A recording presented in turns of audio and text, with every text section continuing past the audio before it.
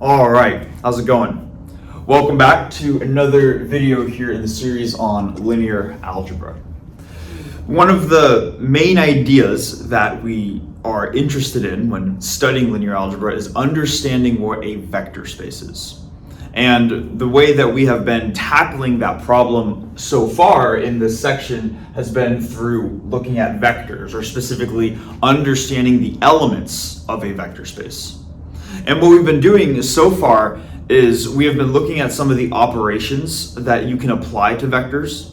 In other words, how do they interact?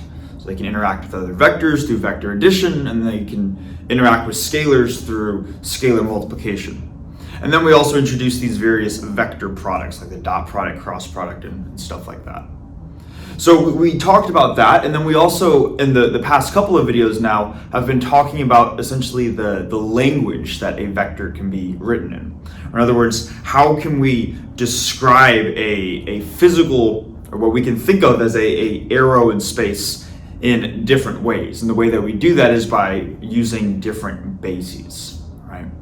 So that's what we've been talking about so far, just as maybe a quick recap of this section. And what we want to do now is to move on to something that is not going to be anything conceptually new. So we are not going to be learning anything new necessarily about vectors in this video. What we're going to be doing instead, though, is learning a specific type of notation, which you might be able to tell what that notation is by the title of the video. And the basic idea is that the notation called Einstein's summation notation is going to help us solve problems relating to some of the previous concepts that we've been talking about in this section here on vectors. So as you'll see in some of the problem sets, there will be various vector identities that contain both dot products and cross products of vectors, and proving those in whether it's R3 or Rn or whatever may be relatively difficult if we just use standard notation. So the idea behind Einstein's summation notation is to kind of condense and simplify some of what we write when we write out the equations. Okay. So that's what we're going to be talking about in this video, and that's kind of the motivation behind why we're interested in Einstein's summation notation. Before we get started too, I just want to mention as well that in the video description, that was what was going in my head. In the video description, there should be a link to the various problem sets for this video series. And now that we have gotten to this point, we are officially at the point where you can work through all of the problems in the first problem set. What we're going to be covering in this video is the very start of the second problem set. So just to give you guys some context, if you want to get practice problems, the first problem set is stuff that should be manageable, even if it might be a little bit challenging. Okay. But anyways, let's get started with the actual material. What I'm gonna first do is just to write out Einstein's summation notation right here, and then we're gonna go through what that means.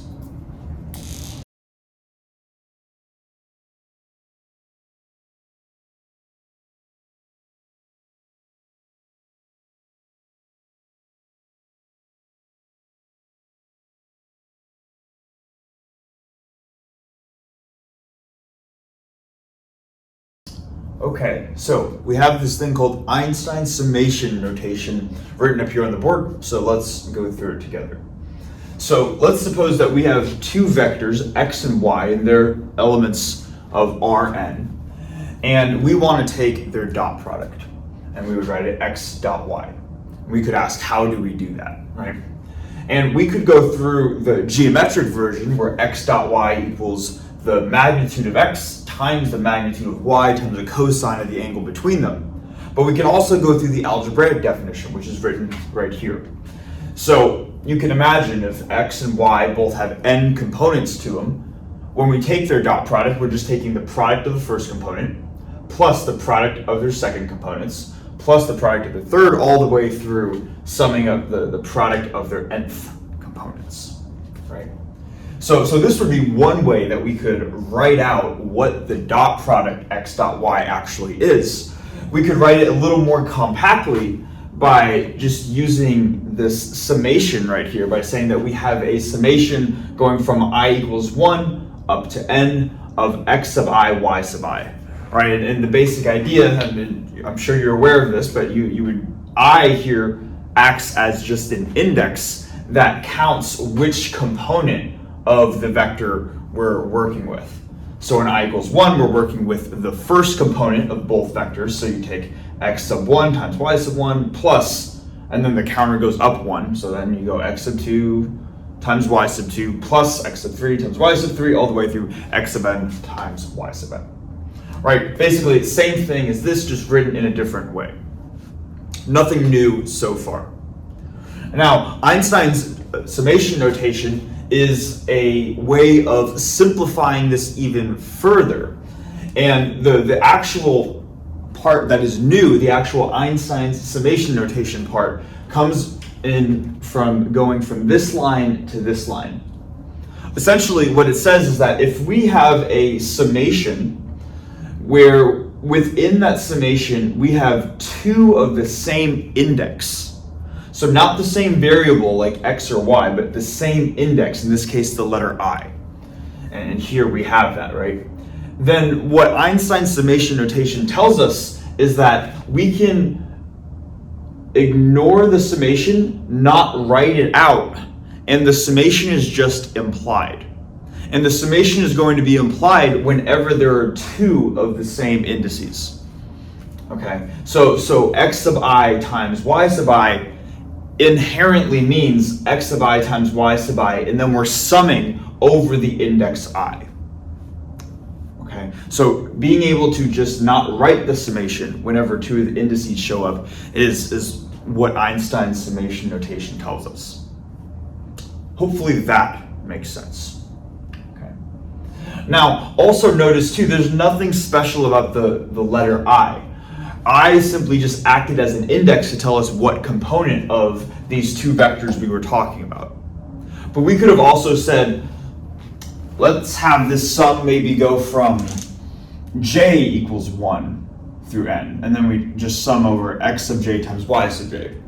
Notice that the index variable itself, what letter we choose here is really not important, because it gets act as a counter. So there's nothing special about the index I. We could also write x sub j times y sub j.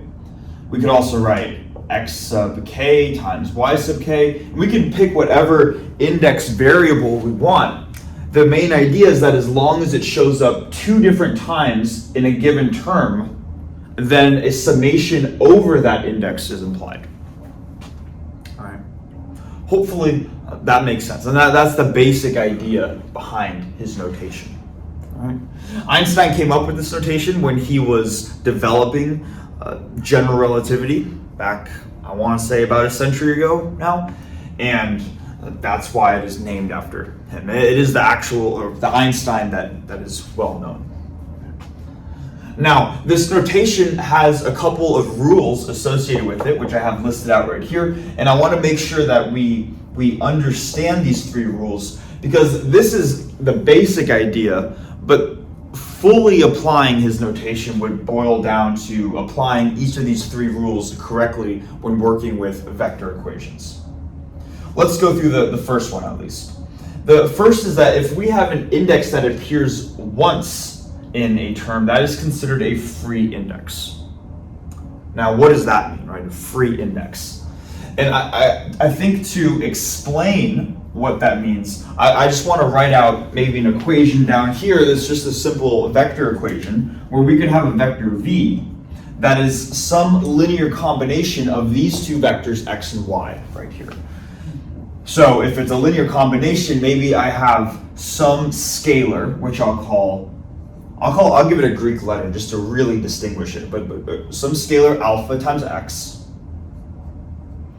plus some additional scalar beta times y.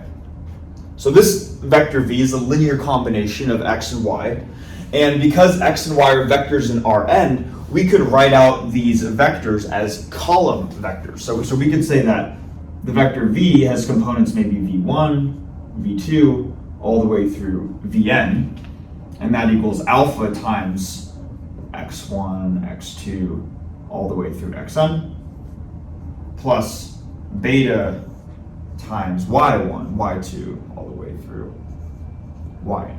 Right? Just another way of writing this equation out right here. Now, of course, what we could do is let's say we're working with this equation in a problem. If we wanted to actually write out this vector equation in this component form right here, we would have to write out n different real numbers here, n different real numbers here, and n different real numbers here, right? And that could take a while to do.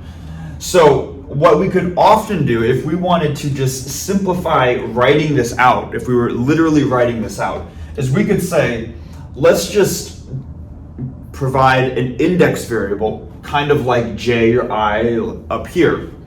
And we can say that whether that index equals 1, 2, 3, or any number in between 1 and n, we can say that the ith component of the left-hand side, v sub I, equals alpha times the ith component of this vector. Yeah, vector. I thought I missaid it. I don't think I missaid that. Vector. Right? V sub I equals alpha x sub I plus beta y sub I. Like this.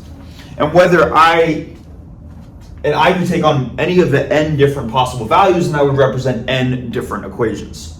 And hopefully it makes sense too that by writing it this way, this is a little bit more compact, just writing this single line right here, as opposed to actually writing out n different numbers. Okay. Now, I'm saying a lot here, but I want to make sure that we're staying aware of the first rule, which is what I want to go over. Notice in this equation, in each of these terms, the index variable I only shows up once. Now it shows up 3 times in the total equation. It shows up once, twice, 3 times. But when we are referring to this first rule, and when we are referring to any of these 3 rules, this applies to an individual term in the equation, not the overall equation itself. So when we say an index appears once, what we mean is an index appears once in a given term. So this left-hand side is one term, and letter I shows up once. This alpha xi is a term, and I shows up once. And we're adding beta yi, which is another term, and I shows up once. Okay. So that's what we mean. In each of these cases, we would say I is a free index, and what that means is that a free index represents a vector quantity. And maybe I should even write that over here. So this represents a vector quantity. Okay, here's what I mean. In this equation, we have a vector equals a scalar times a vector plus a scalar times a vector. Now bring this equation down here, and notice which variables in this equation have an index and which ones don't. The ones that have an index are v, x, and y, and those are the vectors in the equation, right? Whereas alpha and beta do not have an index, and they are scalars in the equation, okay? So whenever we have a single index on a term, that corresponds to a vector quantity. That corresponds to the ith component of that vector, however big that vector is. In this case, it's n-dimensional, but it could be 2-dimensional, 1-dimensional, 3-dimensional, whatever. Okay, so hopefully that makes sense. And I want to mention additionally with this that we want to be, and hopefully we can see this too, that we need to be very careful about distinguishing between scalars and vectors. I've tried to make that distinction clear up until this point, that they are very different things, but it's especially going to be useful now.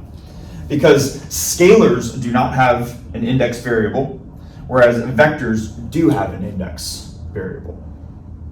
Okay, and that's what we mean by a free index. It corresponds to a vector quantity.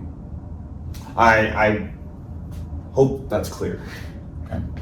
Now let's go on to the second rule. The second rule says that if an index appears twice in a given term, then we refer to that as a dummy index, and it is inherently summed over. That's what we were talking about right here with the summed over part.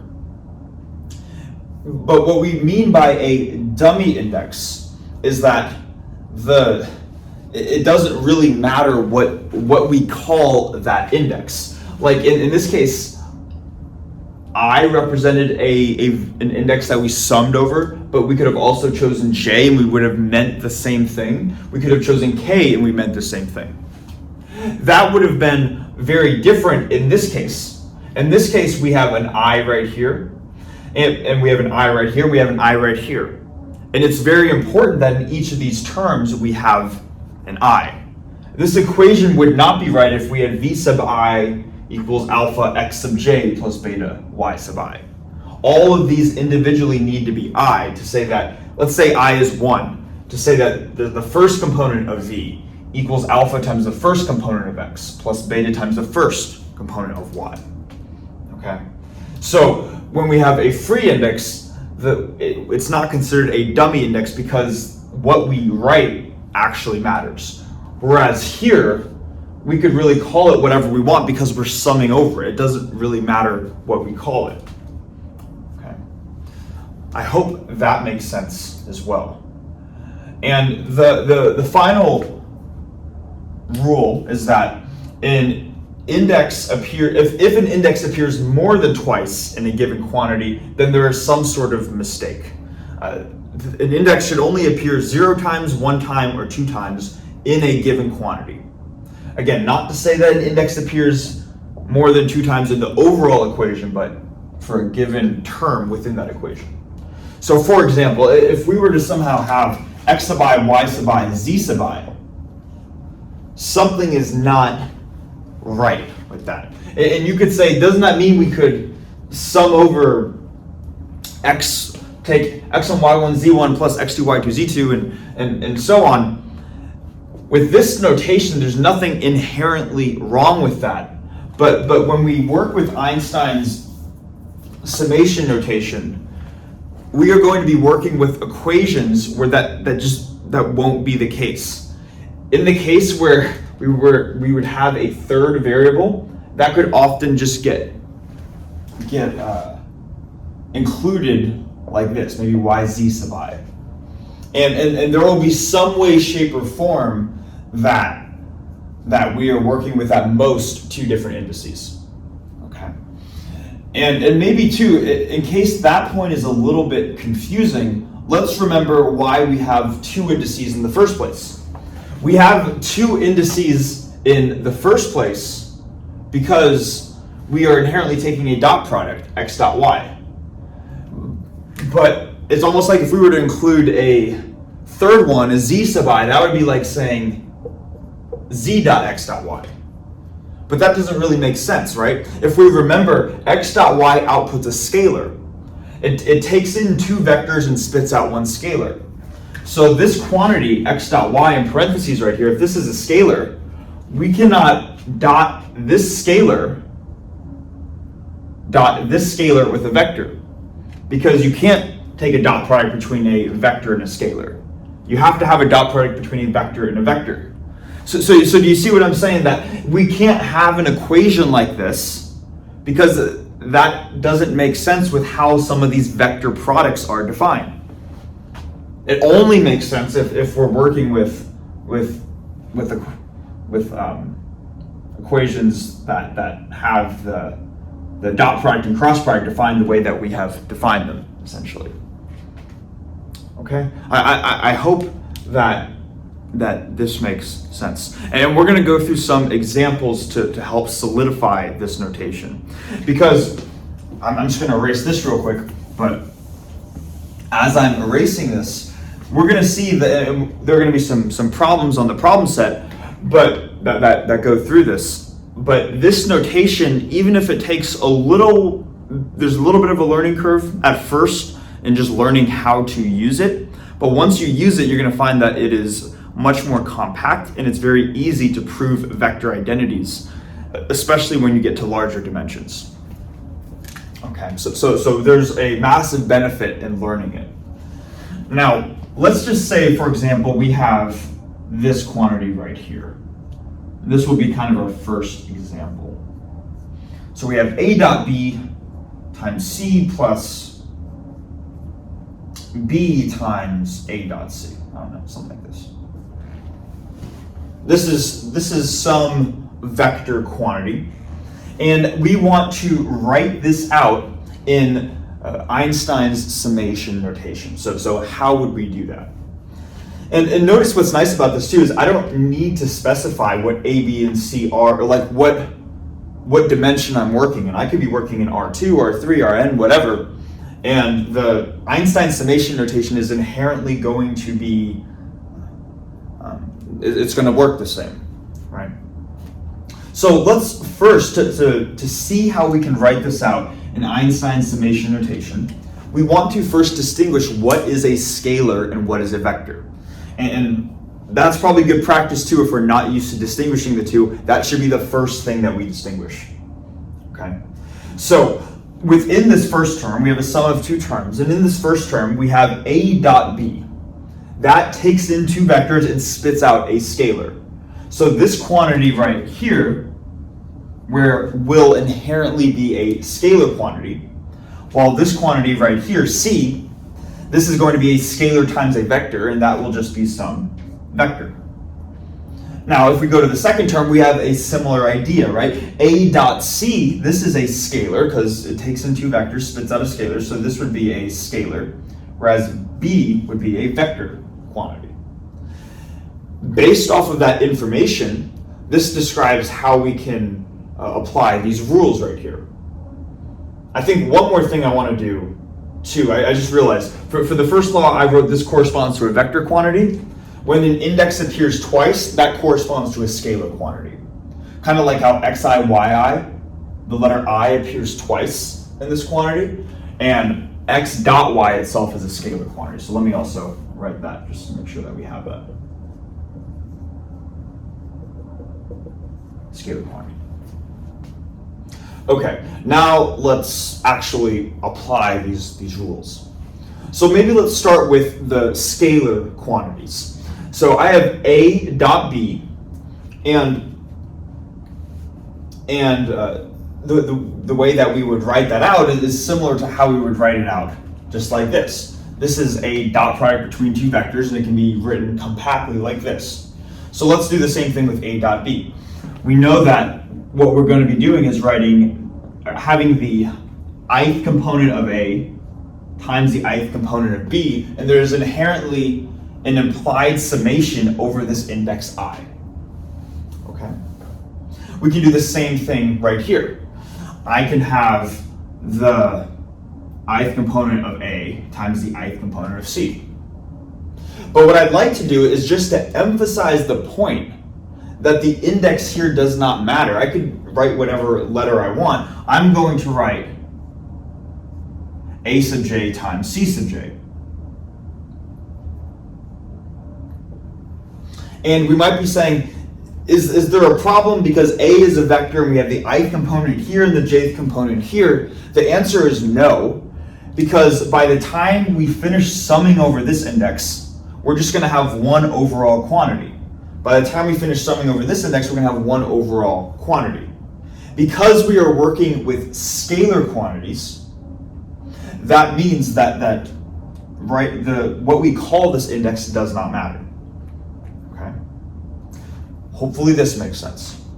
Now we need to take care of the vector quantities. And with the vector quantities, the index is going to appear once, and that's where the index really does matter. So we can denote some letter to call the corresponding vector index, and if I've already used I and j, maybe I'll use k. So if I say that this is C sub k right here, I need to make sure that B has the same index, B sub k, like this.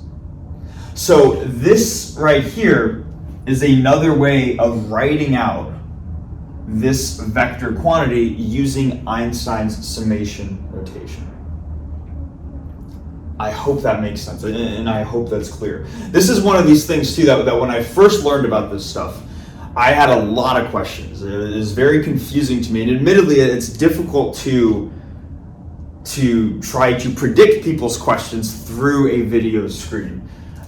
So maybe if there are questions, feel free to write them in the comments, but I do hope that we're being clear up until this point. Okay. Now, as a way of continuing forward with this, so far we've seen that a vector quantity will have one index, such as b sub k and c sub k. A scalar quantity will have two indices, like a sub I times b sub I, or it will have no indices, like in the case where we had, I'll write it up here, vi equals alpha xi plus beta yi, right? Alpha and beta were scalar quantities, and they did not have an index. So scalars can have two of the same index or no indices. Vector quantities will have one index. But there are, as you can probably imagine, there are going to be quantities that can be generalized further than this. There are quantities that may not have just zero indices or one index. There may be quantities that have two indices or three indices. And not two of the same index, but maybe two different indices. Maybe just as an example, I could say maybe there's a quantity a sub ij. This is one quantity that has two different indices. Objects that have two different indices, for now we can call them tensors, even though I do not want to get into the discussion on what is a tensor in this video series. But you can imagine that there are quantities with different numbers of indices besides just 0 and 1. So what we're going to do now is we're going to first erase the board, and then we're going to go over two very common types of tensors that are going to be used very often when working with Einstein's summation notation. The first is called the Kronecker delta symbol. Now, again, for the people that have heard about tensors, I want to push off the details of that for a later discussion. For now, if we have not heard of tensors, we should simply think of them as these types of objects that have more than one, or they could even have one, but that could have more than one distinct index when writing them out using Einstein's summation notation.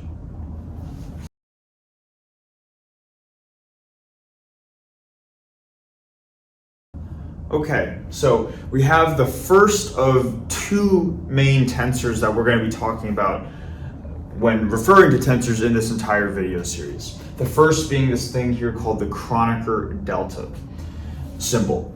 And it is an object that has two distinct indices, and we refer to it as delta sub ij.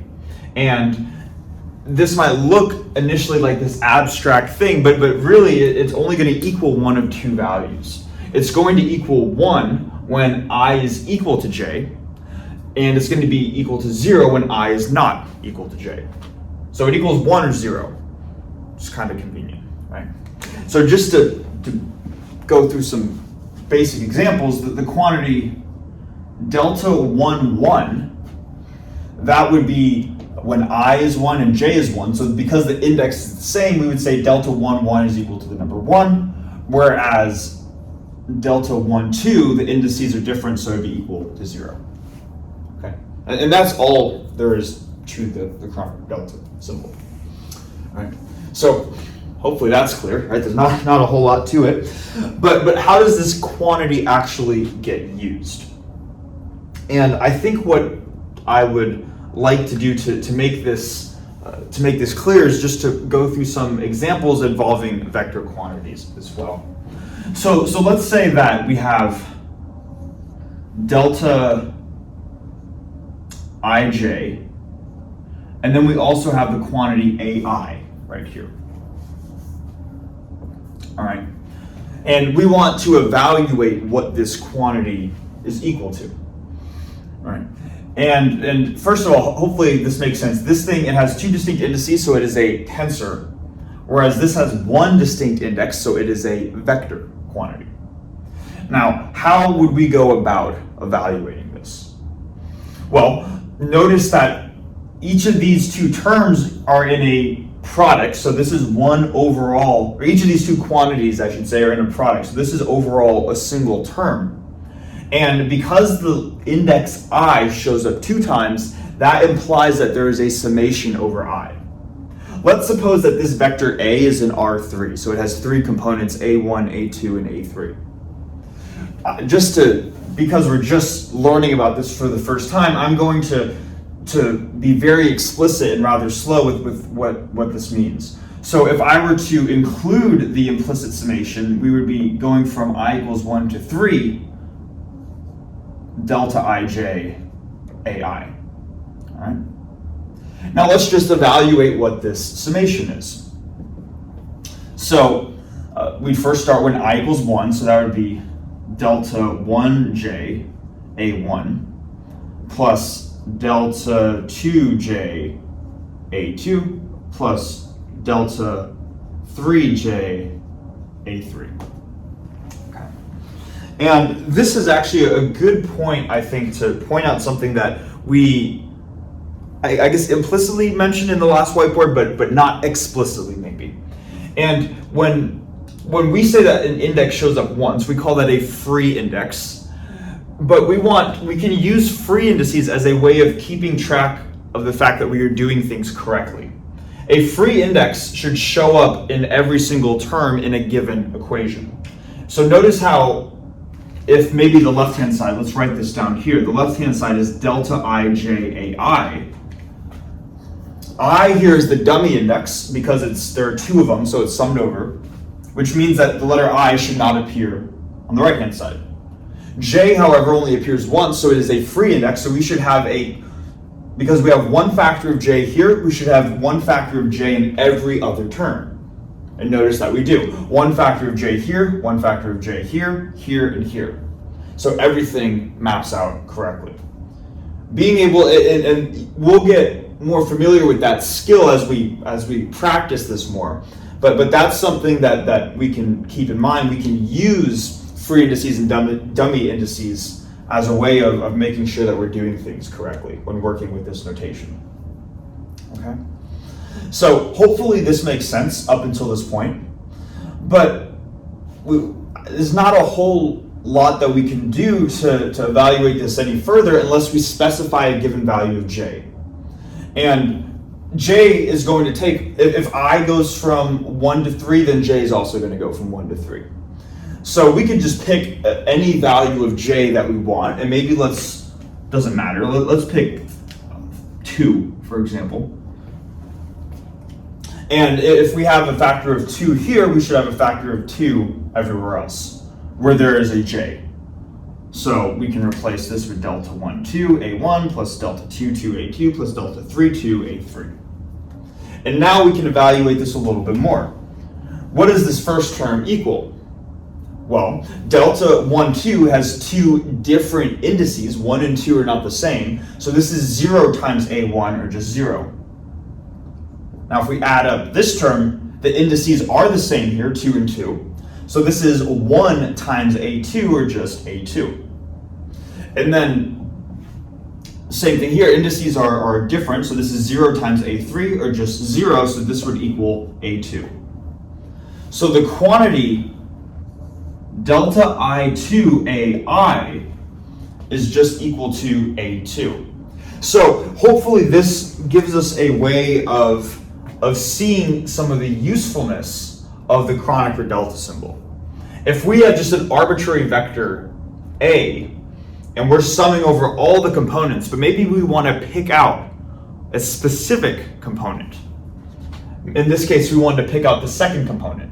What we can do is we can multiply the ith component of that vector times a Kronecker delta, where one of the other indices is I, where the first index or the second index is one of the indices is I, and the other one is the component we would like to pick out.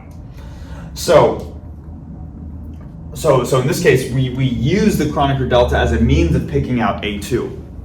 But in the general case, let's say that we just have delta ij ai.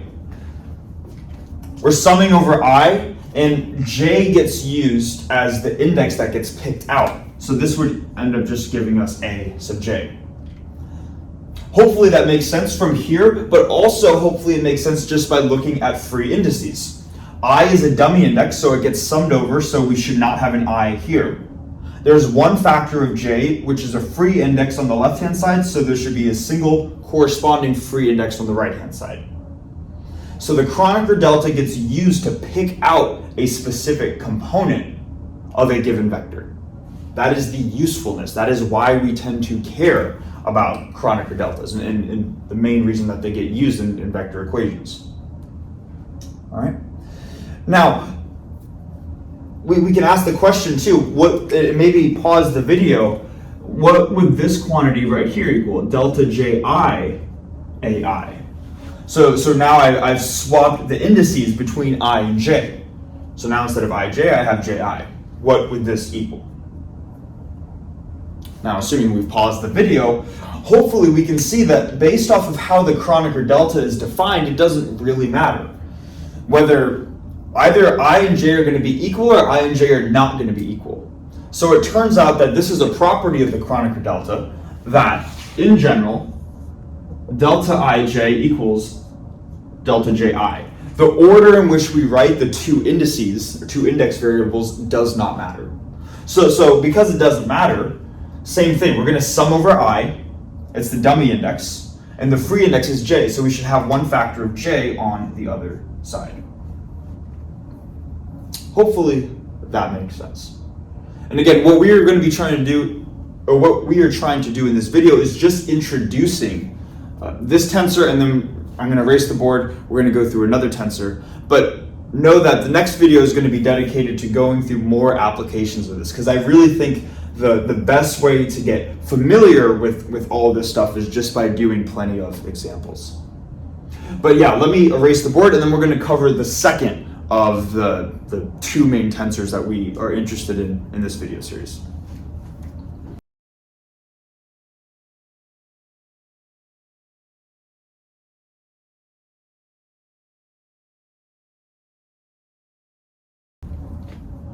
All right, so now we're going to introduce the second of the two main tensors that we're interested in. This is known as the alternating tensor. It is written or is denoted with the Greek letter epsilon, so this is supposed to be an epsilon right here, and it has three unique index variables, so I, j, and k. And in general too, a tensor is not limited to having any, you could have n different variables if you really wanted. But the ones that we're going to be interested in are the Kronecker delta with two indices, and now this alternating tensor with three indices. So let's try to unpack what this means. So it will equal one of three values, and they're all nice values to work with, which is convenient, right? And it's going to equal 1 if I, j, and k is an even permutation. We're going to explain what that means. -1 if it is an odd permutation, and 0 if we have a repeated index. Okay. And typically, at least for this video series, we are going to be interested in the alternating tensor when working in 3 dimensions. And we'll see why we're going to be interested in that in just a second.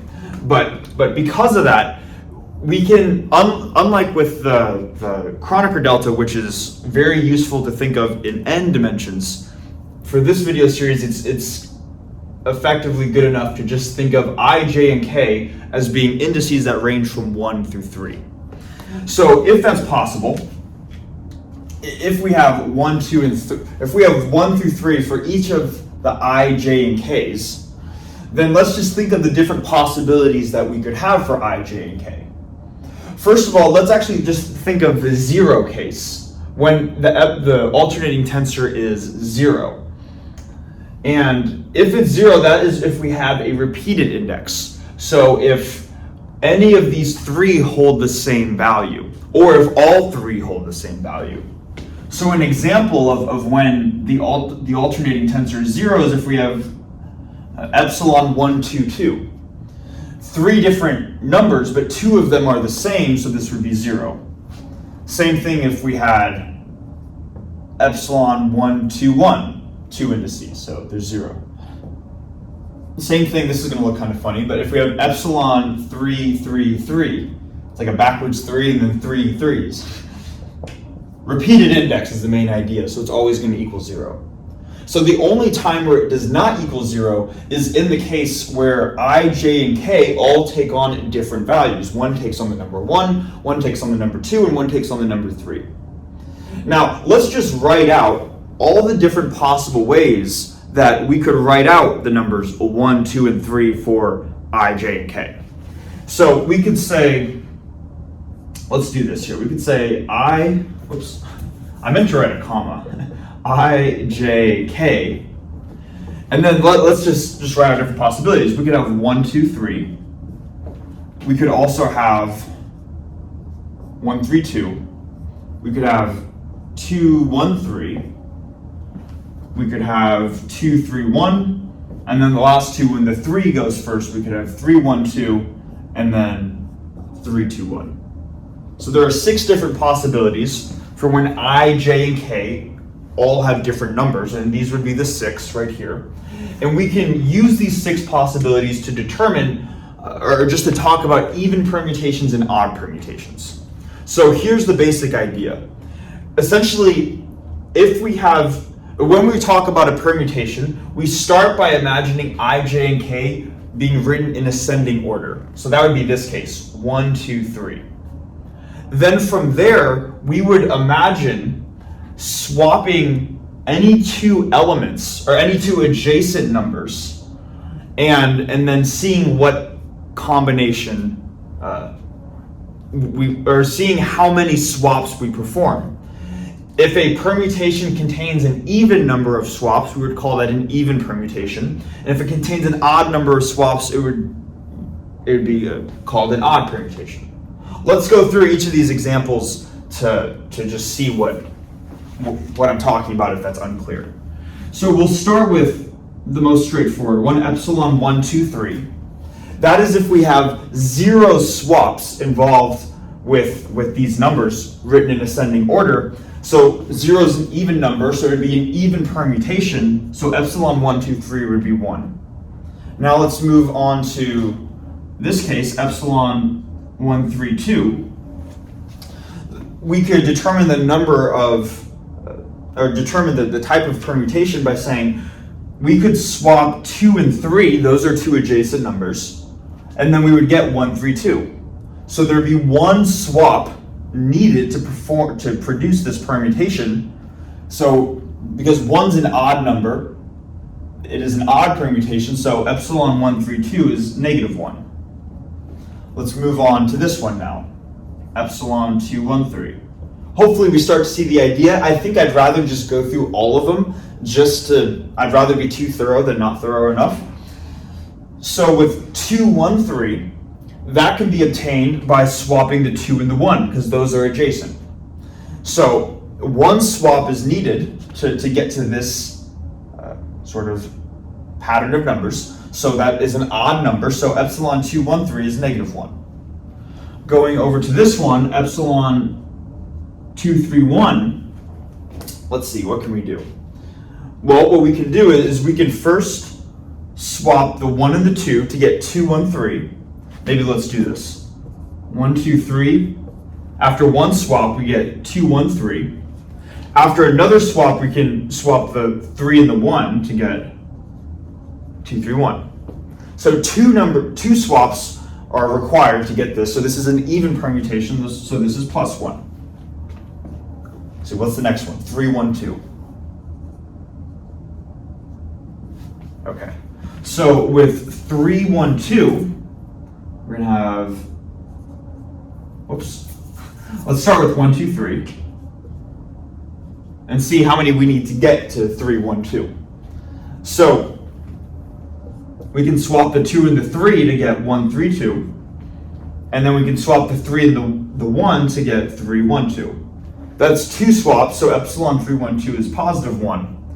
And you can probably imagine too, if I have 3 evens, 2 odds, and 6 total values, we can probably imagine what the last one's going to be. But let's still actually show it. This is epsilon 3, 2, 1. How would we get to 3, 2, 1 starting with 1, 2, 3? Well, and notice too, you could say we could get to 3, 2, 1 by swapping the 3 and the 1. And in the literal sense, yes, you could do that, but the idea behind these permutations is that you are only swapping adjacent elements, and they're 1 and 3 are not adjacent. So that's off the table in that sense. So how do we get to 3, 2, 1? Well, we need the 3 in the beginning, so we need to go to one swap to go to 1, 3, 2, move it to the middle, and one more swap to move it to the first one, 3, 1, 2. And then we need one more swap to go to 3, 2, 1. So 3 swaps total, that is an odd permutation. So therefore epsilon 3, 2, 1 equals -1. Hopefully we see how this works. And for this video series, these are the only 6 non-zero cases we're going to be interested in. All right. Now, I think an easier way of memorizing this, or just seeing this relatively quickly rather than performing the number of swaps, is to just read out the different numbers 1, 2, 3, and then imagine this. Imagine that you're going to count in ascending order. If it is going to equal +1, then ascending order goes left to right. Notice I'm going 1, then 2, then 3. With this one, I have 1, loop back around, then 2, then 3, going left to right. With this one, I have 1, then 2, then loop back around to 3.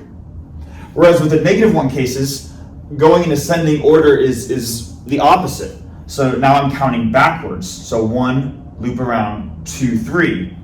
Because I'm going backwards, I have a -1. 1, 2, 3 going backwards, -1. And finally here, 1, 2, 3 going backwards is -1. So just reading 1, 2, 3 forwards is positive, reading 1, 2, 3 backwards is negative, and I think that personally is an easier way of remembering it. Okay. Hopefully, at least how to compute the different values of the alternating tensor makes sense. Now, how does this actually get used, right? Let me erase this stuff right here. Why do we care about this, basically? And there are many reasons to care about the alternating tensor, but for this video series at least, we're going to be primarily interested in 3 dimensions for this tensor. And you could ask the question, well, what operation do we know about that only works in 3 dimensions? And hopefully we have heard the idea of the cross product comes to our mind, right? So it turns out this quantity gets very useful when computing cross products, but we want to use Einstein's summation notation. Okay, so maybe real quick, let's just write out the cross product of A cross B, and these have to be vectors in R3. So we have I hat, J hat, K hat, A1, A2, A3, B1, B2, B3. And I'm just going to quickly go through writing what this is. So it's going to be A2, B3, minus A3B2 I hat, and then minus A1B3 minus AB31, or A3B1, right? Mixing my words up. J hat. Hopefully this sounds familiar, right? I'm trying to go quickly. And then A1B2 minus A2B1 K hat. So this is what the cross product A cross B would equal. And another way of writing this is as a column vector, like how we've been doing before. So we could write this out as a 3-component column vector where this is the top component, A2B3 minus A3B2, and then we could write out the middle and the bottom component, but for the sake of time, we have this. Okay? Now, I want to show maybe how we can get the first component of this vector using Einstein's summation notation and including the alternating tensor. Okay? It turns out, and I want to make sure that I get the indices right here, that A cross B, or the ith component, or maybe let me just use, to be consistent with the, yeah, we can use the ith component. The ith component of A cross B, let's do this. A cross B, it spits out a vector. The ith component of that vector, written in Einstein's summation notation, and this is going to be kind of a cornerstone definition, is going to be the alternating tensor, epsilon ijk, times the jth component of A, times the kth component of B. Like this. Let me make sure that, right, okay. So this is how we can write out the cross product. I want to actually show that for maybe just the first component of this vector that we have right here. Now, before we do that though, let's keep in mind what's going on here. On the left-hand side, we have one free index, which is I. So on the right-hand side, we should also just have a single I as the free index. And notice that's the case. We have one free I. We also have j's and k's, but there are two j's, so it gets summed over. It's a dummy index. And we have two k's, so it gets summed over. It's a dummy index. All right. Now, if we care about the first component of A cross B, that's what this is equal to. A2B3 minus A3B2 is the first component of this. What we are inherently looking for is when I equals 1. So let's say that we are looking for the first component of A cross B, and that's going to set I equal to 1 on the right-hand side. So now that we have done this, it's simply a matter, I want to show that this is what we end up getting. In order to do that though, I have a summation over J and a summation over K. So let's write out what those summations are. So because we're working in R3, the indices are going to go from 1 to 3, so I'm going to have a sum of J equals 1 to 3, and then a sum of K equals 1 to 3. And then we have epsilon 1jk, A sub j, B sub k, like this. Same thing is right here, but now we're explicitly writing the summations that were implied using Einstein's summation notation. Okay? And you can imagine too, if you have longer tensors that have more indices, we're just going to have more summations, and this is why this notation is relatively useful. Now let's go through this. We're going to have a sum over 3 times another, and 2 sums over 3, so 9 total components. I'm just going to write out what those components are for all different values of J and K, and then we're going to evaluate that together.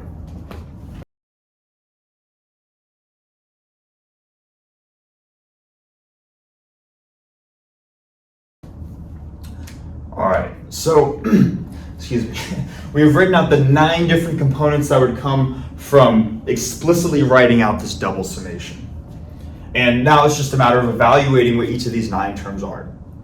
And while this might look ugly, hopefully we can immediately see that this alternating tensor simplifies greatly, because it's going to be 0 when any of the indices are repeated. So any time where we have repeated indices, the whole thing is going to go to 0. So 1, 1, 1 repeats 1, that goes to 0. 1, 1, 2 repeats 1, so that goes to 0, and same thing with 1, 1, 3. Those all go to 0. 1, 2, 1, I have 2 number 1s, so that goes to 0. 1, 2, 2, I have 2 factors of 2, so that goes to 0. And I'm just looking at the alternating tensor. I don't even care what these components of A and B are, because 0 times anything is 0, right? 1, 2, 3, that's not 0, and we'll evaluate that in a second, but we'll hold off for now. 1, 3, 1, 2 factors of 1, so that goes away. 1, 3, 2, those are all distinct. And then 1, 3, 3, 2 factors of 3, so that goes away. So out of the 9, is it 9? Should be 9, right? Yeah, out of the 9, 4, 5, 6, 7. Yeah, out of the 9 different terms, 7 out of the 9 immediately go to 0, simply because of the power of how the alternating tensor is defined. So with the 2 remaining terms, and I hope we can still see this at the bottom and try to I'm just going to write out the two remaining terms. So that's epsilon 1, 2, 3, A2, B3, plus epsilon 1, 3, 2, A3, B2. And now it's just a matter of evaluating what the epsilon tensor equals for these two values. And then we can kind of use that same trick that I mentioned before, rather than trying to look at the number of swaps involved. So counting 1, 2, 3 here, we're counting forwards, going to the right. So this would equal plus 1. So this is 1 times A2 times B3. Plus, if we were to count from 1, 2, 3 over here, we'd have to go backwards. 1 back to 2 back to 3. So this would be a negative 1 times A3 times B2. So then just writing that out, we have a positive 1 right here, so that's A2 times B3. And then a negative 1 right here, so that's minus A3 times B2. And notice that this A2, B3 minus A3, B2, that is exactly what we had right here. And we could go through the same process, and maybe I'd recommend doing that as practice if this is still a bit confusing. Try going through the second component or the third component. When we set the first index in this alternating tensor, it's supposed to be epsilon I, j, k, setting I equal to 2 or 3, and then summing over j and k. Show or try to confirm yourself that you do in fact get these values, and you will if you use this equation. And maybe this is worth boxing because of this is kind of the central reason, or definitely one of the central reasons for why we care about the alternating tensor, at least in this course. Okay. So hopefully this makes sense. I know there's a lot of information. We're throwing a lot of new notation despite not actually doing anything conceptually new with vectors. What we're going to be doing in the next video is just refreshing quickly what these tensors are, what Einstein's summation notation is, and then we're going to be going through specific examples and specific identities that are going to be useful to solve some of the actual problems on the problem set, and just problems that are useful in general. Okay. But yeah, that's all I have for this video, so thanks so much for watching, and I will hopefully see you in the next one.